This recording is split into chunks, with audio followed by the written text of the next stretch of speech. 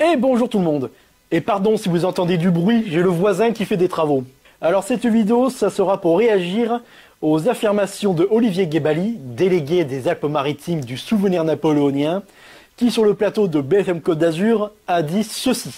Mais est-ce que c'est vrai que ce référendum a été truqué? Non. Bon. C'est ce que disent beaucoup oui, de, c'est ce que disent les gens, oui, non. De Niçois. Oui, d'accord, bon. Pour vous, non? Non, il n'a pas été truqué. Vous savez, il y avait une presse Ça s'est pas seulement décidé par Napoléon III, les Niçois ont vraiment eu leur mot à dire dans cette affaire. Ah oui, il n'y a pas d'ambiguïté. Oui. Vous savez, on a des gravures, on a des portraits, on a quelques photographies. On a surtout des articles de journaux de la presse étrangère qui sont très clairs en la matière. Bon, visiblement chez les fans des Bonaparte, on croit encore en cette fable où Napoléon III aurait laissé librement les Niçois et les Savoisiens choisir leur destin en 1860. Je leur conseille de lire les travaux de Jean de Pingon et du regretté Alain Roulier-Laurens, notamment La vérité sur l'annexion de Nice. Et moi je vais essayer de vous faire dans une vidéo pas trop longue, une réponse à M. Guébali pour expliquer pourquoi le plébiscite était bien truqué. Pour bien comprendre pourquoi le plébiscite de 1860 était truqué, il faut remonter 2 ans en arrière, en 1858, à Plombières, lors de la rencontre entre Napoléon III et Cavour, le Premier ministre du roi de Sardaigne, Victor-Emmanuel II. Suite à l'entretien de Plombières, les deux hommes vont signer un traité où la France s'engage à aider militairement le royaume de Piémont-Sardaigne en cas de conflit avec l'Autriche, et indirectement à aider à l'unité italienne. En contrepartie de cette aide, la France recevra Nice et la Savoie, qui sont des positions stratégiques dans les Alpes. Il s'agissait donc juste d'un marchandage entre deux États. Mais comme nous ne sommes plus au Moyen-Âge, où deux souverains peuvent s'échanger à leur guise des territoires et des populations, nous sommes au XIXe siècle en Europe, au moment du réveil du sentiment national chez les peuples.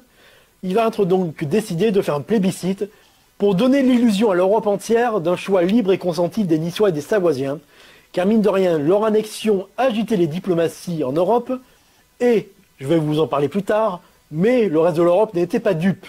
Évidemment, face aux enjeux énormes, on parle de l'unité italienne, il était impossible pour Napoléon III ou pour Victor-Emmanuel II de laisser Nice et la Savoie être libres de son destin.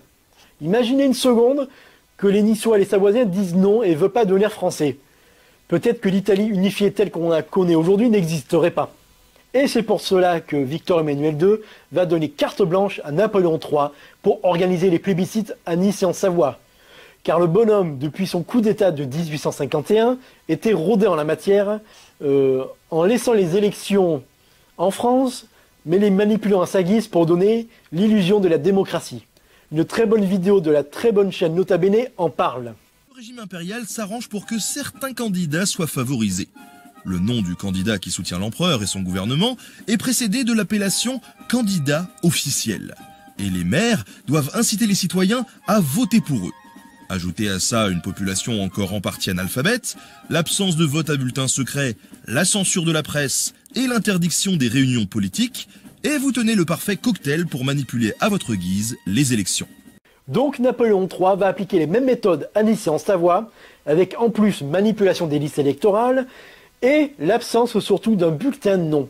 Vous savez tous à quoi ressemble le bulletin oui, mais est-ce que vous avez déjà vu un bulletin non? C'est normal, ça n'existe pas. En 1860, si vous vouliez voter non, il fallait l'écrire sur un papier devant tout le monde, et autant dire que ça pouvait vous causer des problèmes. Donc, résultat du plébiscite, à Nice, 99,2% de oui à la France, et en Savoie, c'est encore mieux, 99,8% en faveur de la France. Avec des scores dignes d'un Poutine annexant une partie de l'Ukraine, comment peut-on encore croire que le plébiscite n'était pas truqué? Plutôt, je vous disais que ce plébiscite a été organisé afin de donner l'illusion au reste de l'Europe d'un choix libre et consenti des peuples.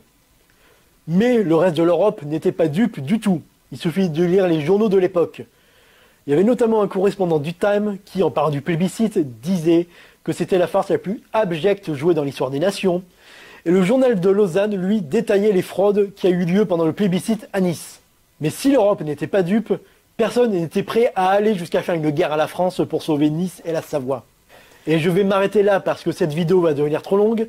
Je ferai certainement une deuxième partie tant le sujet de 1860 est complexe. Et pour conclure, je vais m'arrêter sur le terme exact qu'il faut employer en parlant de 1860. Il s'agit d'annexion. Ce n'était pas un rattachement, mais bien une annexion. Tous les documents et les journaux de l'époque parlent d'une annexion. Et pour vous dire, à Paris, où il existe une rue de Nice dans le 11e arrondissement, sur la plaque de la rue de Nice, il est bien fait mention de l'annexion du comté de Nice. Un rattachement sous-entend que le peuple avait le choix. Or, on l'a vu, ce n'était pas le cas. Et je vous dis à la prochaine sur Païs TV.